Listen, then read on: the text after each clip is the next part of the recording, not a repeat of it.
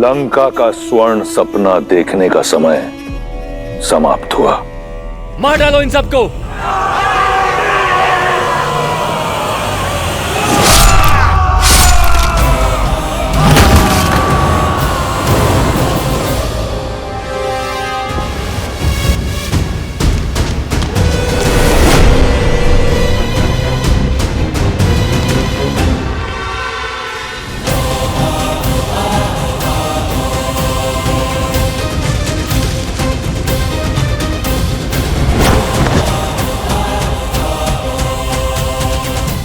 संसार भूल जाता है कि दशानन का एक और शीश है।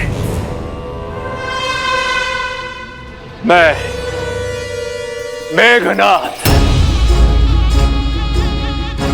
इस संसार में जब भी कोई मेरे पिताश्री के विरुद्ध खड़ा होगा, सबसे पहले मुझे अपने सामने पाएगा। मेघनाथ, मैं तुम्हारा संबंधी हूं।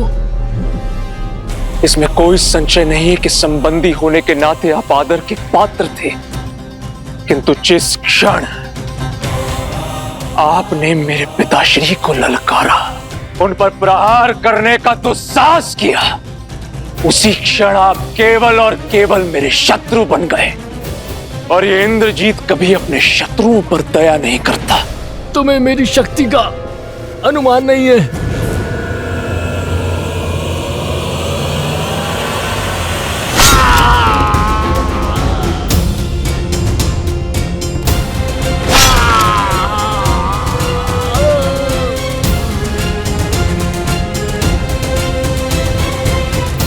शक्ति का अनुमान भी है, और तुम्हें किस तरह अपने पिताश्री के चरणों में लाना है उसका ज्ञान भी है।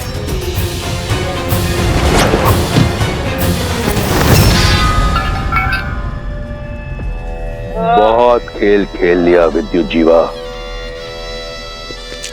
अब इस खेल को समाप्त करने का समय आ गया है।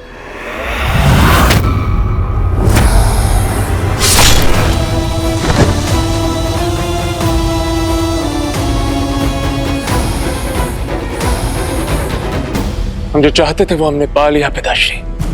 आपके शत्रु का शीश आपके चरणों में है। अब लंका चले। लंका लौटने की इतनी शीघ्रता क्यों मेघनाथ? अपने विजय का उत्सव तो मना ले। जिस लंका की आन के लिए यह प्रयास किया, उसके लिए नागलोक से कुछ उपहार तो एकत्रित कर लें। सैनिकों, नागलोक पर छा जाओ, कोना कोना छानो, नागमणि, आभूषण, जो भी मूल्यवान वस्तु मिले छीन लो, लूट लो।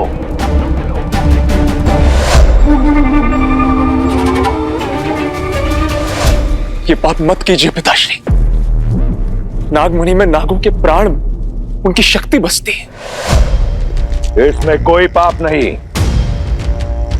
लंका की सुरक्षा, लंका की समृद्धि मेरा धर्म है, और अगर उसके लिए कुछ नागों का बलिदान होता है तो इसमें कुछ अनुचित नहीं।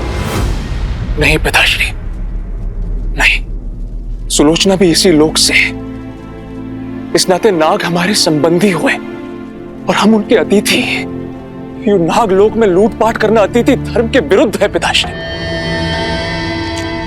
अपने ससुराल से जमाई का भेंट लेना किसी मर्यादा के विरुद्ध नहीं। समझने का प्रयास कीजिए। मैंने तुम्हें यहां अपनी इच्छा की पूर्ति के लिए बुलाया। तुम्हें मुझसे प्रश्न करने की अनुमति नहीं। जैसा कहता हूं वैसा करो। जाओ। जो आज्ञा पिताश्री।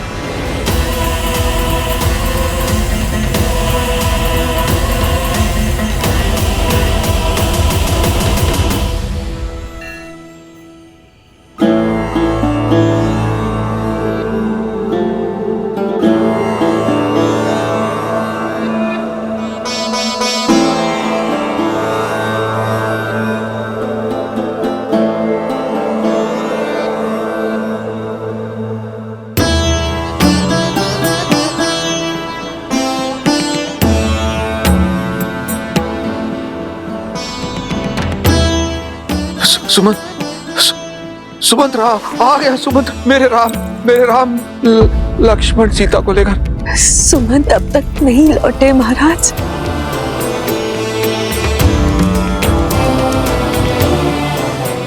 अर्थात अभी तक नहीं लौटे तो वो राम और सीता को लेकर ही आएंगे वापस।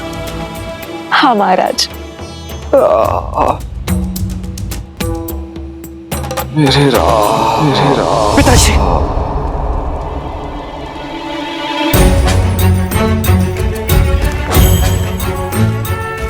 क्या हुआ भैया? सब ठीक तो है?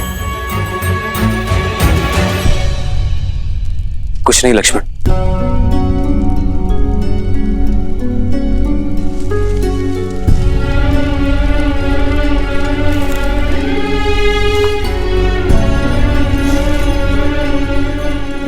भाई को कुछ नहीं बताया कि उसे चिंता होगी, पर बाहर से तो अपनी मन की पीड़ा बांट सकते हैं ना आर्य। एक स्वप्न ने मुझे विचलित कर दिया सीता। ऐसा लगा जैसे पिताश्री मुझे पुकार रहे हैं। जानती हो सीता, आज तक किसी भी प्रकार के भय को मैंने अपने समीप नहीं आने दिया, किंतु न जाने क्यों पिताश्री को स्मरण करके वही भय मेरे हृदय को जकड़ रहा है। ऐसा अनुभव होता है जैसे अयोध्या पर संकट के घने बादल मंडरा रहे हैं। आप एक सत्य को निभाने आए हैं आर्य। स्वप्न से विचलित हो गए तो अपना उद्देश्य कैसे पूरा करेंगे? अयोध्या में सब शुभ होगा। आप विश्राम कीजिए, क्योंकि यदि पुत्र विचलित होता है तो माता पिता अवश्य दुखी हो जाते हैं आर्य।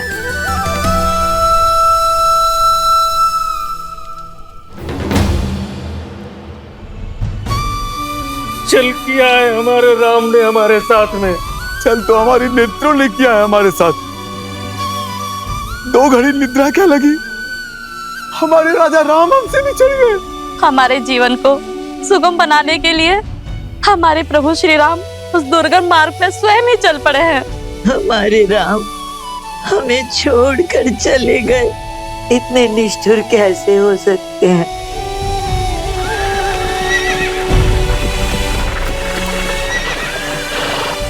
ये तो अमात्य सुमंत आते हुए प्रतीत हो रहे हैं।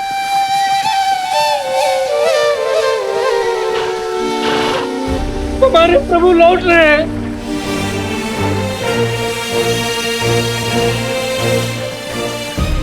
रथ तो रिक्त।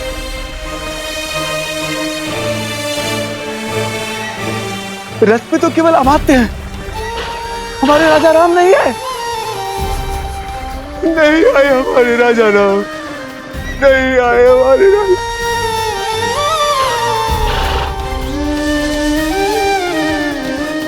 आओ आओ कैकई, आओ। मंत्रा, हाँ? तुम मुझे रात्रि के इस पहर यहाँ क्यों लाई हो? उस सत्य का आभास कराने जो अब तक मेरा स्वप्न था। तुम्हारे निर्णय का परिणाम तुम्हें दिखाने। वो देखो, अवध का राज सिंहासन, जिस पर बैठने की कामना कभी इंद्र भी करते होंगे। कैकई, जरा सोचो, जब हमारा भरत उस सिंहासन पर बैठेगा तो क्या होगा? कितनी प्रसन्न होंगी तुम, कितना गर्व होगा तुम्हें।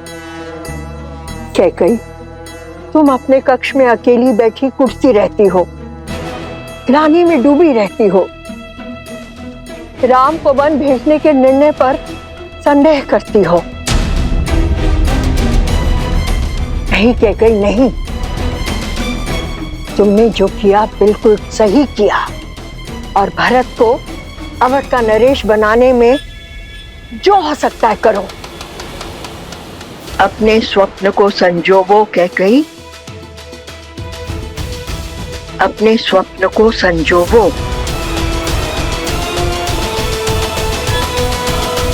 अमात्य सुमंत्र आ गए। क्या कुमार राम भी साथ आए हैं?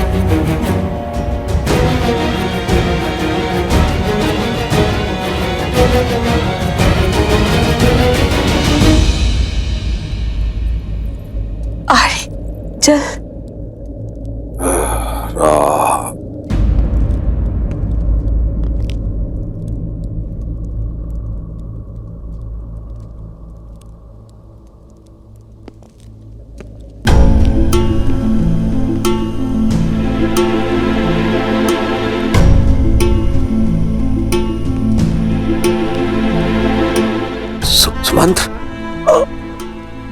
सुमंत्र आ गए तुम। मेरे राम को लेकर आए हो ना? हाँ। लक्ष्मण सीता कहाँ है वो? हाँ, आए हैं ना वो साथ में? हाँ।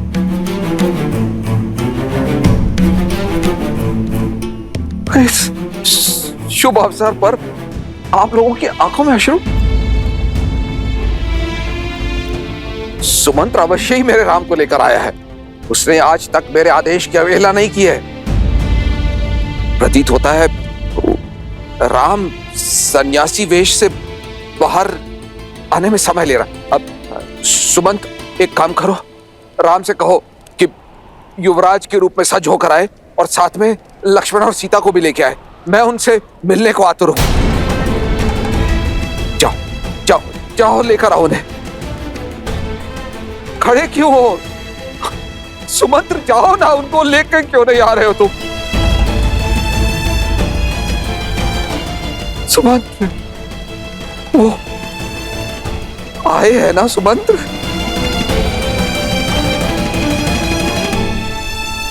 मेरे बच्चे आए हैं ना? सुमंत्र, चुप क्यों हो? कहां है वो तीनों?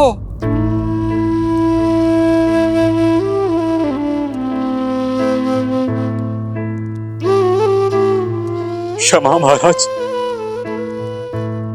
पहली बार आपका सुमंत असफल लौटा।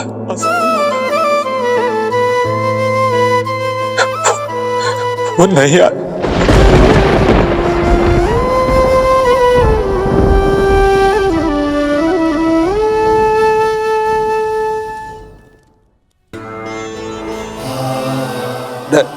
नहीं आए? नहीं आए का क्या तात्पर्य है सुमंत्र? क्यों नहीं आए? क्यों लौटे हो सुमंत्र? किस अधिकार से लौटे हो? मेरी एक इच्छा पूरी नहीं कर पाए। मेरी कुलवधू, मेरी पुत्री सीता को भी नहीं ला सके। मैंने हर संभव प्रयास किया महाराज, किंतु वो नहीं माने। यही बात है, देख लेना, मेरा राम मेरी बात मानेगा। मुझे ले चलो, मैं जाऊंगा, मैं लेकर आऊंगा अपने राम को। मुझे ले चलो, मैं मनाऊंगा अपने राम को, मैं लेकर आऊंगा वापस उसे। भूल मेरी ही है कि मैंने सुमंत्र को राम को लाने के लिए भेजा। अब मैं स्वयं जाऊंगा और राम को लेकर ही लौटूंगा। चलो सुमंत्र। आपके पुत्र हैं वो महाराज, रघुकुल के गौरव, रघुकुल के गौरव, रघुकुल के गौरव। नहीं लौटेंगे, नहीं लौटेंगे।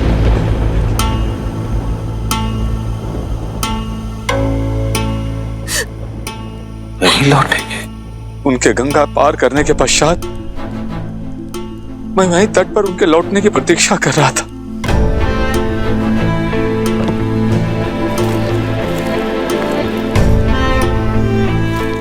सुमंत, आप लौटे नहीं?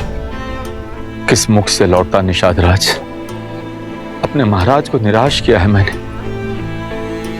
उनके राम को उन्हें नहीं सौंप पाया। उनकी अंतिम आशा था मैं।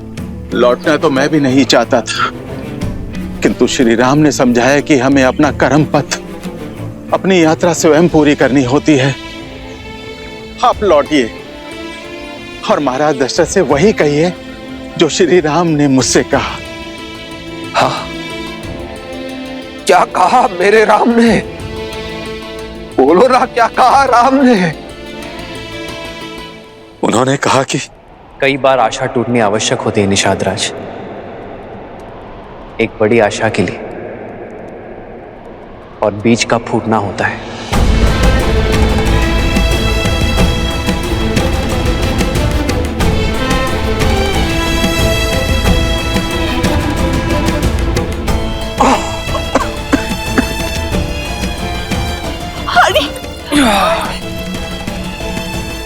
राम राम राम।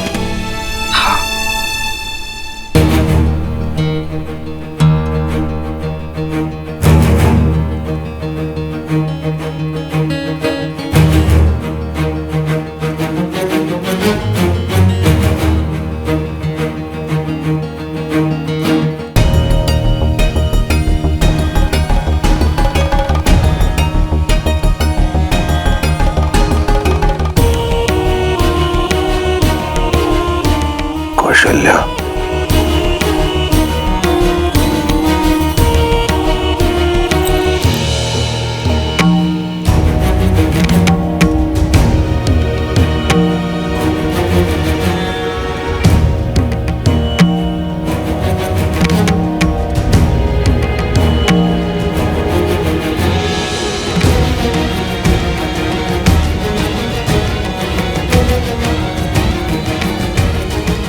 कौशल्या,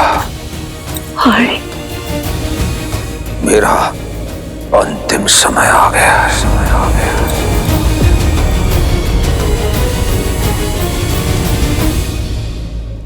मनुष्य को अपने अंत समय में अपने कर्मों का लेखा जोखा दिखाई देने लगता है। जिस श्राप का भय आज तक मुझे खाए जा रहा था, आज उस श्राप की गंभीरता को अनुभव कर रहा। श्रवण के बूढ़े पिता को श्राप देते समय कैसी पीड़ा का अनुभव हुआ होगा, ये अब समझ में आ रहा।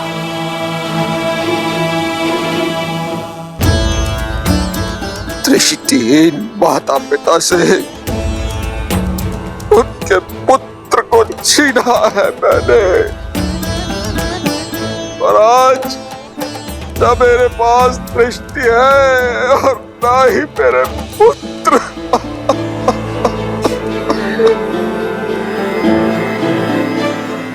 से दृष्टिहीन माता पिता को उनका पुत्र पानी नहीं मिला।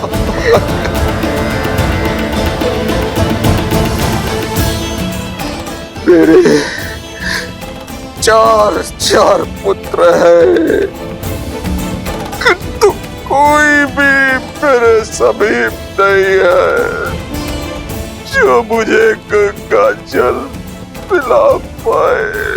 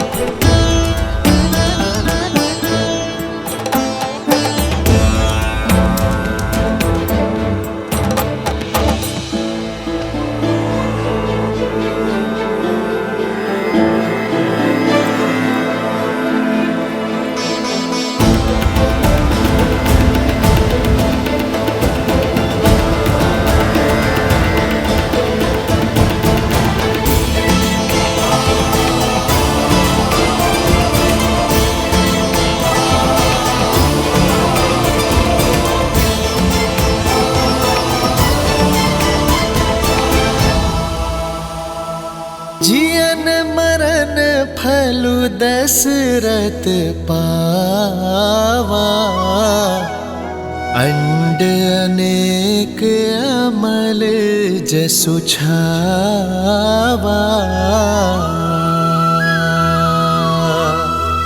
जियत राम विधु बदनु निहारा, राम बिरहा करि मरनु सवारा।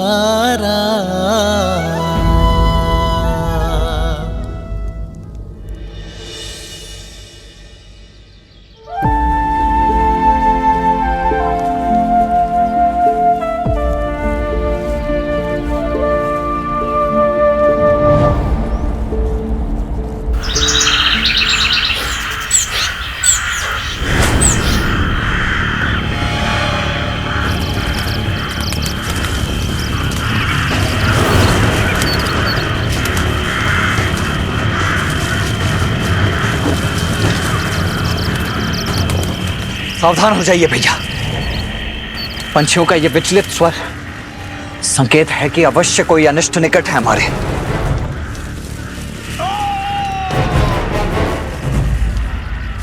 किसी मनुष्य का स्वर है ये, जैसे कि बहुत पीड़ा में हो।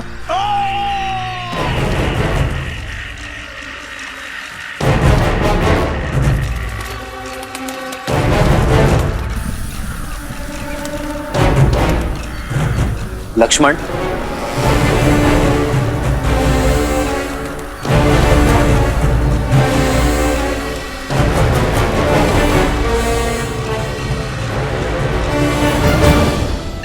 बात नहीं है, तुम्हारे दुस्साहस का दंड है ये ढोंगी।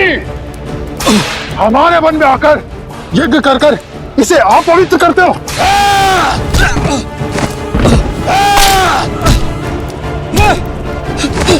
अब इस यज्ञ की अग्नि में जीवित जलोगे तुम।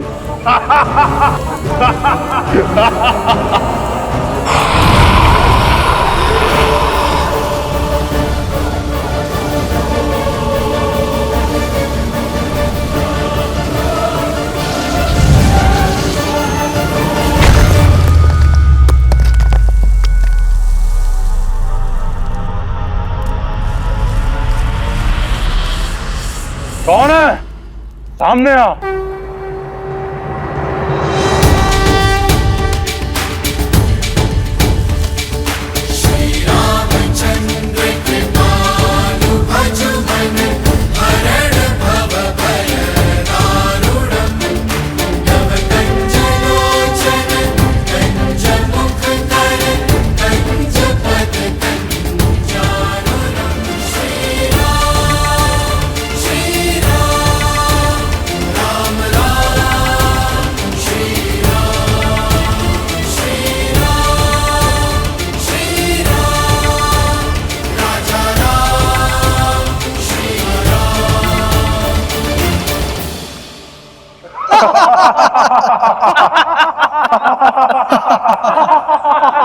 ओ, ये तो वनवासी बालक है।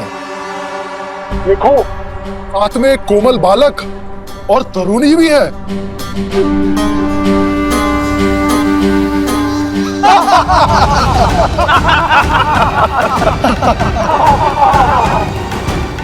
हमारे वन में हमें ललकार कर बहुत बड़ी भूल कर रहे हो नादान बालक। इन्हीं ऋषियों के साथ तुम्हारी भी आहुति देंगे। अभी एक क्षण में ज्ञात हो जाएगा कि कौन किसकी आहुति देता है। लक्ष्मण,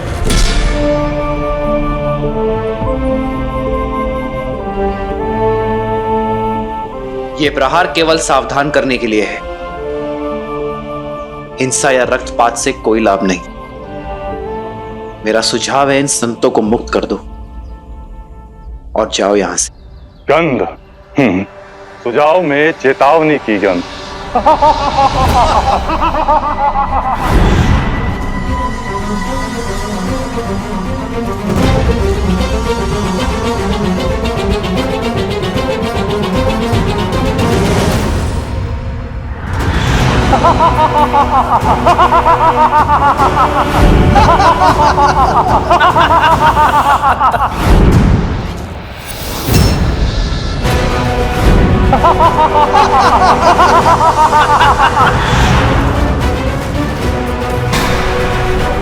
सीते,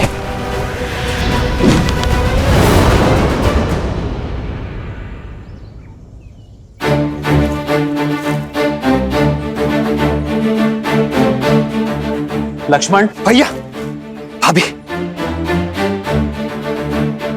जाओ सीता।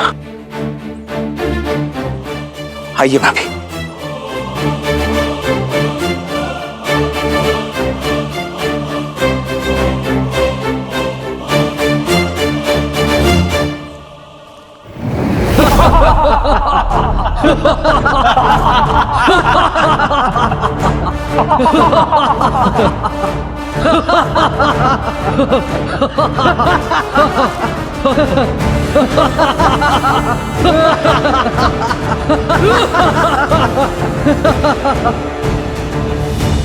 संदेश उचित था मेरा।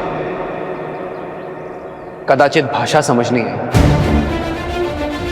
भाषा बदलनी होगी।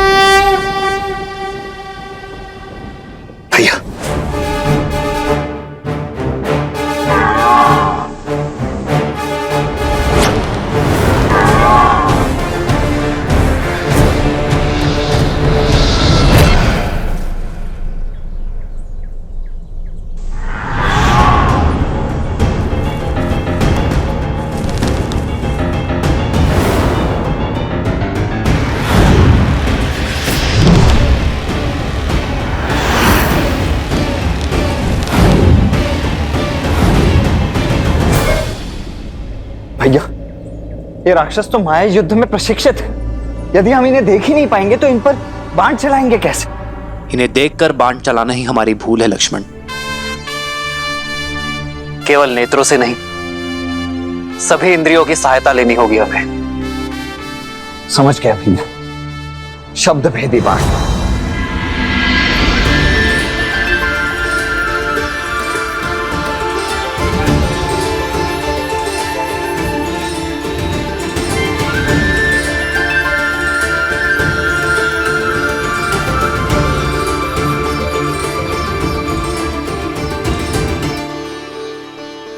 हमें इन मायावी राक्षसों के आतंक से मुक्त करने के लिए बहुत बहुत धन्यवाद।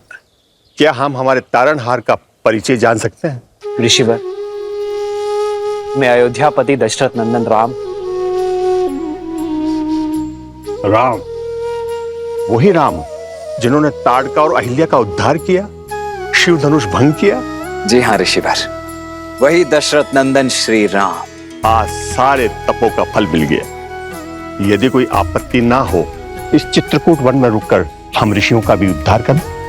हमें इन दुष्ट राक्षसों के प्रकोप से बचाए प्रभु। संतों की सेवा मेरी नियति है, आपत्ति नहीं। हम यही रुकेंगे ऋषिवर। क्या करना है जानते हो ना लक्ष्मण? जी भैया, भली भांति जानता हूं। वही जो हमने ताड़का और सुबाहु के साथ किया था। क्योंकि राक्षसों को भी विधाता ने उन्हीं पंच तत्वों से बनाया है जिनसे हम बने हैं। इसीलिए प्रत्येक जीव का अंतिम संस्कार रीति पूर्वक होना ही चाहिए, है ना भैया? शोक बिकल सब रोवहीं रानी, रूप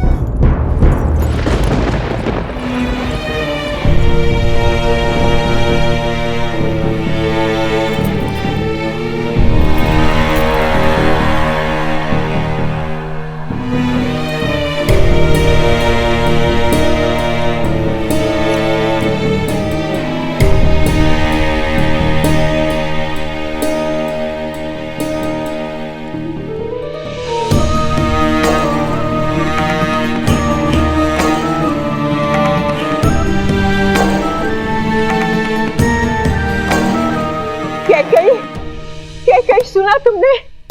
आचार्य वशिष्ठ ने भरत को अयोध्या वापस बुलाने का आदेश दे दिया है। इसका अर्थ समझती हो? मेरा भरत लौट रहा है, अयोध्या का होने वाला राजा लौट रहा है।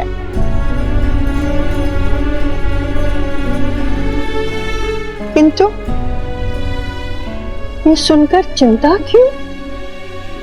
चिंता उन प्रश्नों की है जो भरत के साथ आएंगे। कैसे मिलूंगी मैं उससे? क्या कहूंगी मैं उससे?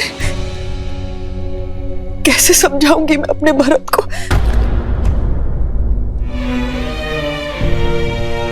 मंत्रा,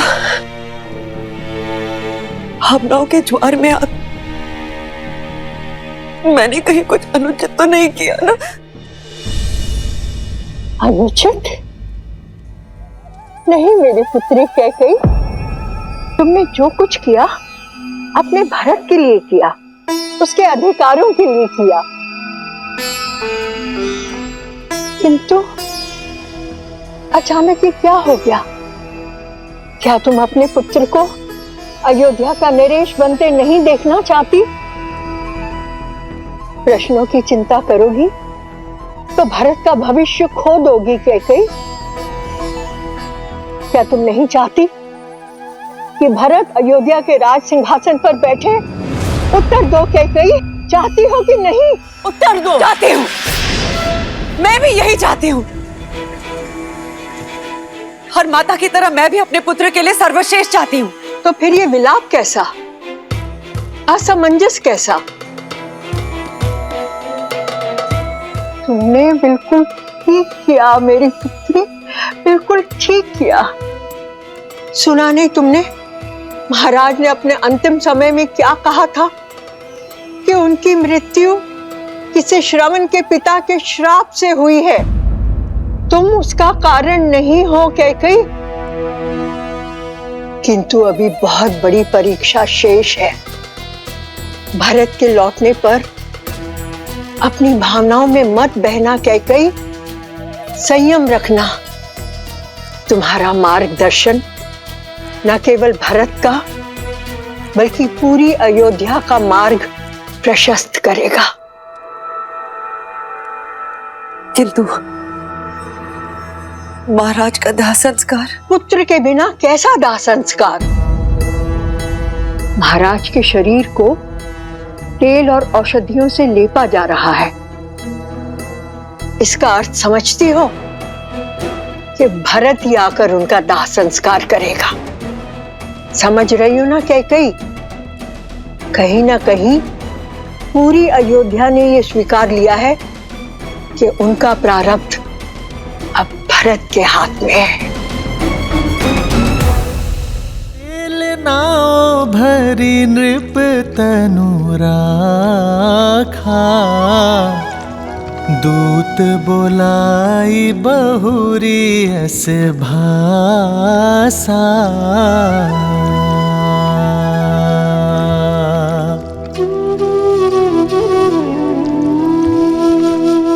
ठीक प्रकार से औषधि युक्त तेल में पूरा शरीर समा जाना चाहिए।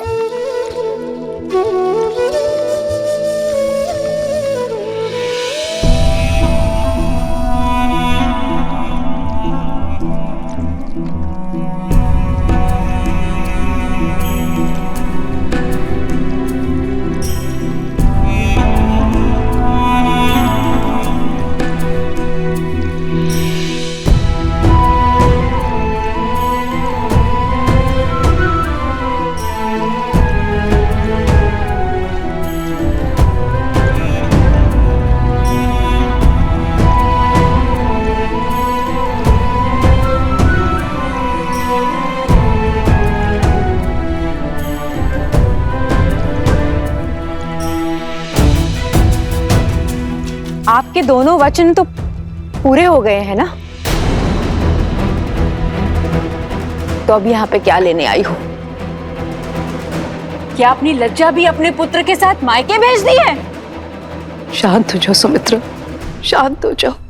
क्षमा कीजिएगा दीदी।